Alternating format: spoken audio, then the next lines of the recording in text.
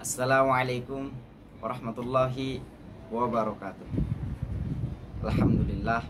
Alhamdulillahilladzi ja'alana minan nasikhin wa fsahama minal ulama'ir rasikhin. Wassalatu wassalamu ala sayyidina wa maulana Muhammadin wa ala alihi wa sahbihi Rasulillahi alaihim ajma'in, amma ba'd.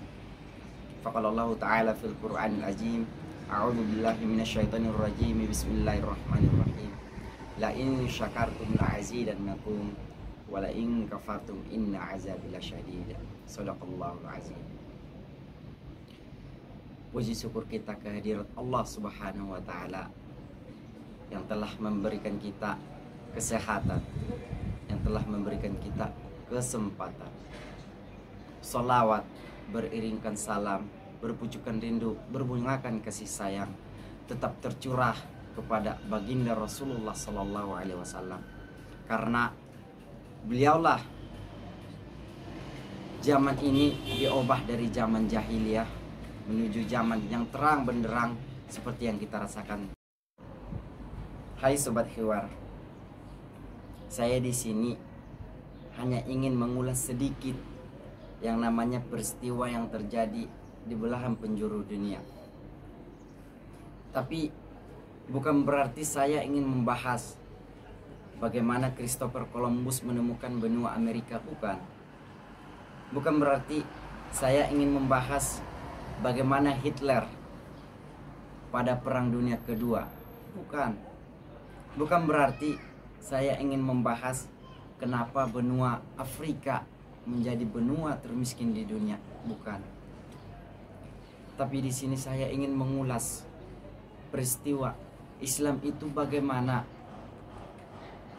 Islam itu kenapa bisa mendarah daging.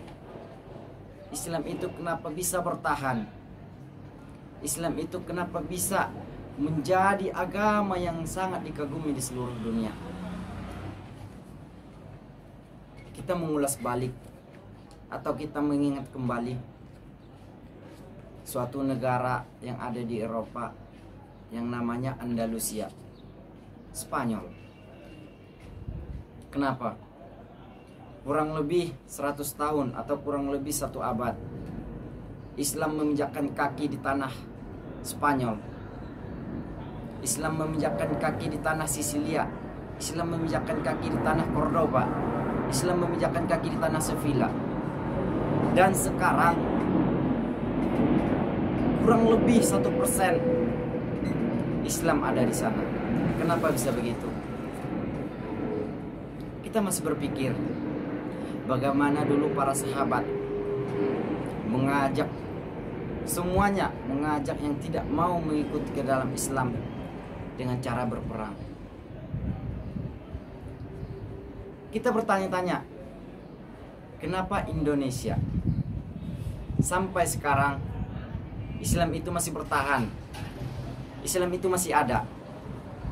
Kurang lebih sekarang Indonesia berumur 78 tahun yang insya Allah akan segera di tanggal 17 ini.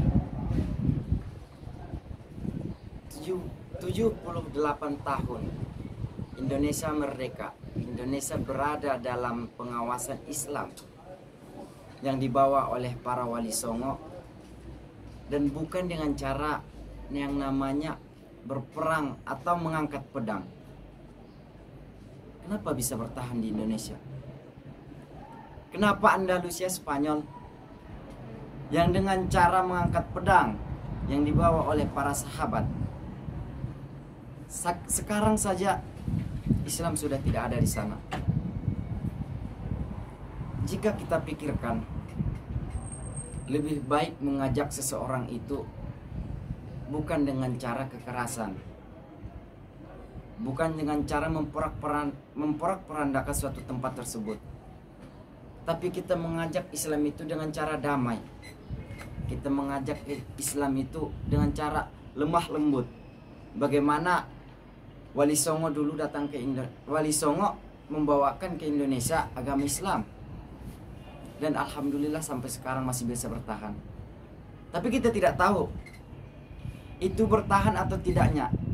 Andalusia saja 100 tahun kurang lebih hanya bisa bertahan seperti itu. Indonesia masih berumur 78 tahun. Kita tidak bisa membayangkan jika 100 tahun yang akan mendatang nanti Islam masih ada di Indonesia. Apalagi dengan kejadian-kejadian di akhir-akhir ini, berseteru di mana-mana. Sesama saudara kaum muslimin tidak ada harganya, tidak ada pendidikannya, saling bertolak belakang dimanapun. Nauzubillah. Saya hanya ingin mengatakan sedikit.